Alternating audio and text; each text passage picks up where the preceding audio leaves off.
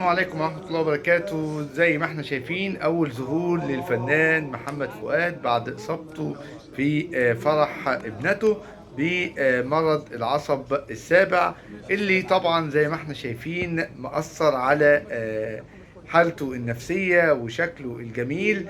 الفنان والمطرب الجميل محمد فؤاد له منا كل الاحترام والتقدير، وبصراحة زي ما احنا شايفين بيتمتع بقبول عالي وبفحاوة استقبال. والفيديو اللي احنا شايفينه بيؤكد تحسن حالته الصحية، وان بإذن الله هينعم الله عليه بالشفاء.